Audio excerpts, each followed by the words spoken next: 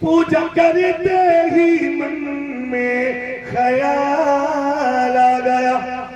अब मैंने इसका जवाब दिया था अपनी ज़बान में, अब तुम्हें बोलना पड़ेगा कि मैं तो मस्जिद गया और नमाज पढ़ी, सजदा करते ही मन में ख्याल आ गया। अरे पिता माता की सेवा, पिता माता की सेवा किया ही नहीं, सजदा करने का लाने, सजदा करने का लाने। बोले यार बोलो, अरे बात बताएं। अभी आपने जिसके अंदर सारी चीजों का जिक्र है, सारी चीजों का बयान है, हर खूबी कुरान के अंदर है। तो आप तलाश करना चाहो, बस आपके लिए इल्म होना चाहिए, आपके लिए इल्म होना चाहिए। कुरान में हर मसला हल हो जाएगा, कुरान से हर मसला साबित, हर मसला खत्म हो जाएगा, हर मसला हल हो जाएगा। कितना ही मुश्किल क्यों ना हो, उस कुरान को हुसैन ने बचाया, इंपॉर्टेंट पुस्तक को बचाया। अगर दीन के बारे में पूछा जाए, इस अगर मजहब के बारे में पूछा जाए तो कुरान जवाब देगी, अगर काम के बारे में पूछा जाए तो कुरान बताएगी, अगर अमल के बारे में पूछा जाए तो कुरान बताएगी, चलने उठने बैठने सलीका तुम्हें पूछा जाए तो कुरान तुम्हें बताएगी।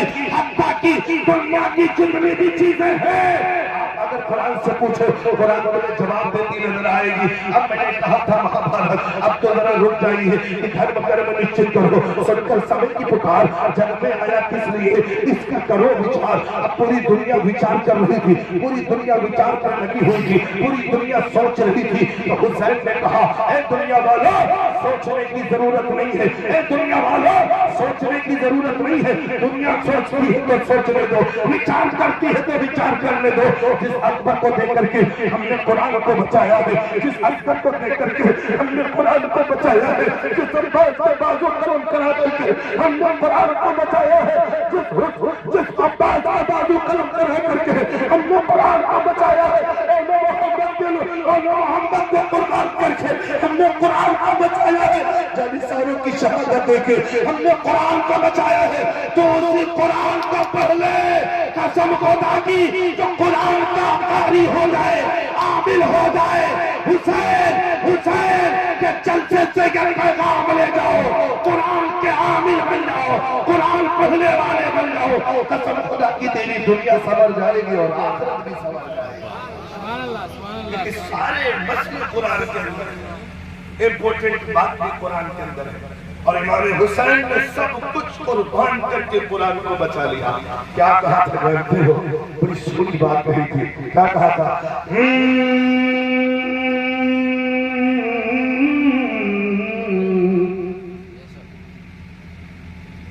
कि मेरा मुझ में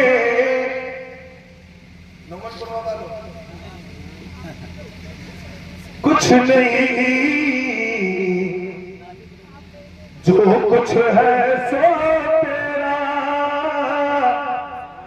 कबीर ने नक्शा देखा करबला को तो बयान कर दिया अपनी ज़बान में, अपने हल्कों से कर दिया कि मेरा मुझ में कुछ नहीं, जो कुछ है सो तेरा। अरे तेरा तुझको सौंप दे, क्या लगे मेरा हो भैया, क्या लगे मेरा। अब एक और मोहब्बत हुसैन में तड़पने वाला, मोहब्बत हुसैन के गम में डूबने वाला ने करबला की कहानी पढ़ा तो अपने ज़बान अपने अंदाज में कह दिया। क्या कहा? कहो तो कह दे, कह दे ना। बड़ी सोनी बात कही। कैसे? अभी आने वाला महीना कौन सा? नहीं, उधर जाओ, उधर जाओ, हिंदू भाई के महीने की तरफ जाओ। सावन। हाँ, क्या है? सावन। उसके बाद आता क्या है? ये बारिश का महीना है ना। कल हमने देख लिया बारिश, देखा कि नहीं देखा? अब सुनो करबला की दास्तान सुनकर आशिक हुसैन ने क्या कहा जानते हो? उसका दिल रोया था। क्या कहा था?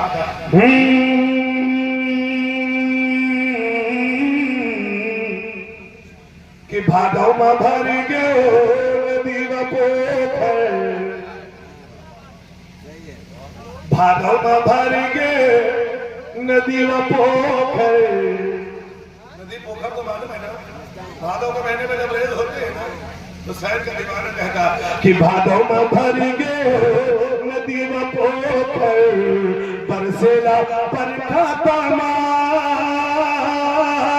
अरे प्यारे हुसैन को मिला न पानी, प्यारे हुसैन को मिला न पानी, लोग कलेजा थाम रे भैया, लोग कलेजा था। अभी सावन का महीना आया तो सावन से मेरे को बात याद आई, कहो तो कह देते। कहने न कहने हमारे हिंदू भाई भी बैठे सुन रहे होंगे, बड़ी इंपॉर्टेंट बात कर रहा हूँ। सावन के महीने में लोग कांवड़ लेके जाते हैं, इंपॉर्टेंट बात कर रहा हूँ। महाराज जी से हमने पूछा था, महाराज जी ये लोग कहाँ जा रहे हैं? तो महाराज जी बोले थे, मौलाना जी तुम्हें पता नहीं है, ये जा रहे हैं गंगा। हमने कहा क्या करेंगे? बोले स्नान करेंगे। हमने कहा क्या होगा? बोले मौलाना तुम्हें पता नहीं है, गंगा स्नान करने से सारे पाप भूल जाएंगे। अब जब मैंने इतना सुना तो मैंने कहा महाराज जी आप गलत कह रहे हैं। महाराज जी ऊपर से नीचे देखा, बोले मौलाना तू है, पंडित नहीं हो कि तू है? मैंने कहा नहीं तुम्हारे महाराज जी कहते हैं। बोले क्या कहते हैं? अब अगर कहो तो हम कह देते। कह दे बड़ी इंपॉर्टेंट बात कही थी। क्या छोटी बात? मेरा अकीदा नहीं है, आप ये बात करिएगा कि मौलाना गंगा गया। अब मैं जुमले बदल के कह रहा हूँ क्या कि वो तो गंगा गया और काशी गया। वो तो सुभान अल्लाह नहीं बोल रहा है, हम तो हुसैन का नाम ले लिया। हुसैन वो तो गंगा गया और काशी गया, और गंगा नहाते ही मन में ख्याल आ गया। क्या? अरे तन को धोया मगे, तन को धोया मगे, मन को धोया नहीं, तन को धोया मगे, मन को धोया नहीं, उसको गंगा नहाने, उसको गंगा नहाने। अगर समझ में आ रहा तो बोलो, उसको गंगा नहाने। आप लोग बोलो क्या क्या फायदा? उसको गंगा नहाने फायदा। हम एक पर हमारी माँ बहने भी बैठी हुई है, उसकी शरीयत को बचाया है। जिस शरीयत ने, कुरान ने, जिस शरीयत ने माँ के कदमों में जन्नत का दर्जा दिया है। और हमारी अम्मा बहने, हमारा नौजवान इतना बिगड़ गया है कि कुछ भी ना तो वो माँ की सेवा करती है, नमाज सास ससुर की खिदमत करती है। अल्लाह जाने क्या हो। आप कहो तो हम बता दे, आपको बता दे। हाँ कुछ तो बोल रहे हैं। एक बज चुका है, 1 घंटे मैंने वादा किया था, 1 बज चुका, पूरा 1:01 हो चुका है। मेरे को भी कहीं जाना है, मजबूरियां हैं। सुनो, मैंने कहा था महाराज जी कुछ तो बोलो। हमने कहा था यार, हमने कहा था कुछ बोलो, माँ बाप के लिए कुछ बोलो। तो महाराज जी ने कहा हम क्या बोले? कहा आगे वाला जुमला पढ़ दे, बात समझ में आ जाएगा। मैंने कहा कैसे पढ़ दो? हमने कहा हमारे घर की माँ बहनें हैं ना, माँ बाप की खिदमत नहीं करती है, माँ बाप का कहना नहीं मानती है, कुछ तो बोले। हमने कहा वो नमाजें खूब पढ़ती है, रोजे खूब रखती है। तो जानते हो मुझे मुस्तफा की हदीस याद आ गई। मुस्तफा जाने रहमत फरमाते हैं, जिसके माँ बाप जिससे राजी है ना, नमाजें लाख पढ़ ले उसकी नमाजें कबूल नहीं होगी। पहले तुझे माँ बाप को भी राजी करना पड़ेगा। यही बात तो हमने कहा था। महाराज जी जरा तुम बता दो, तो महाराज जी ने क्या खूब कहा था जानते हो? पूजा करते ही मन में ख्याल आ गया। अब मैंने इसका जवाब दिया था अपनी ज़बान में, अब तुम्हें बोलना पड़ेगा कि मैं तो मस्जिद गया और नमाज पढ़ी, सजदा करते ही मन में ख्याल आ गया। अरे पिता माता की सेवा, पिता माता की सेवा किया ही नहीं, सजदा करने कराने, सजदा करने कराने बोले यार बोलो। अरे बात बताएं, अभी आपने पिंडाल है, सामियाना है, सब कुछ है, अगर आपकी नियत में खोट है तो ये भी बेकार है। नियत में खोट अगर दिखावा है तो ये भी बेकार। हमने कहा महाराज जी तुम भी बोल दो, तो महाराज जी बोले। और अगर आप यहाँ पर आए हैं, अपने घर को छोड़ करके आए हैं, बिस्तर को छोड़ करके आए हैं, माँ बहनों ने कुर्बान किया है, नींद कर बैठे, अगर यहाँ से कुछ तो कैसे? तो पंडित जी बोले आगे वाला पढ़ दे। मैंने कहा क्या पढ़ा है? तो जानते बड़ी सोरी बात कही थी। क्या कहा था कि वो सत्संग समझते हो ना अपनी जबान में पहले दिल साहब, वो तो सत्संग आया, गुरुवाणी सुनी, गुरुवाणी सुनते ही मन में ख्याल आ गया, अरे जन्म मानो कलेकर, जन्म मानो कलेकर, दया ही न की उसको मानो कहलाने,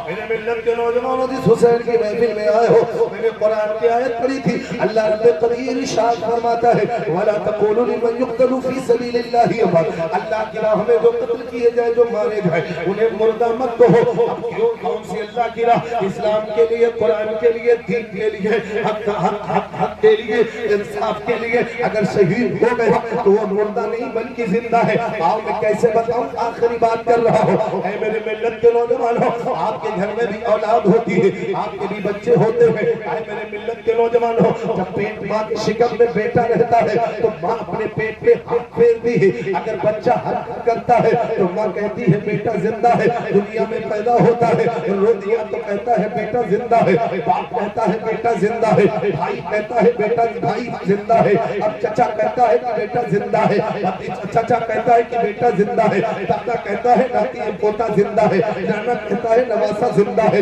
ये मिल्लत के नौजवानों, ये दुनिया का दस्तूर है। ये दुनिया वाले तुझे चलते फिरते देखते हैं तो ये कहते हैं कि जिंदा है, फला का लाल जिंदा है, फला का लाडला जिंदा है, फला का लगते जिगर जिंदा है, फला का दिल के चाइल जिंदा है, फला जिंदा है। ए मिल्लत के नौजवानों, आप जानते हो अब वो जब जिंदा था कभी तो आगे चल रहा था, कभी तो दाएं चल रहा था, कभी तो पीछे चल रहा था, दुनिया उससे जिंदा देख रही थी। बेड़नापुर में चल रहा था तो बेड़नापुर वाले कह रहे थे जिंदा है। ऐ मिल्लत के नौजवानों, जब वो दुनिया से चला गया, जब वो दुनिया से चला गया, अब जमाने ने कहा ये मुर्दा है, ये मर गया है। अल्लाहु अकबर, अल्लाहु अकबर। मैं सिर्फ आपके ज़हन को हाजिर करना चाहता हूँ, आपको बताना चाहता हूँ। आप जरा हुसैन पाक की जिंदगी को देखो। अल्लाहु अकबर, अल्लाहु अकबर। खातून जन्नत के शिकम में है, हुसैन ने हरकत की है। खातून जन्नत ने फरमाया लाल जिंदा है। अल्लाहु अकबर, अल्लाहु अकबर। विलादत होती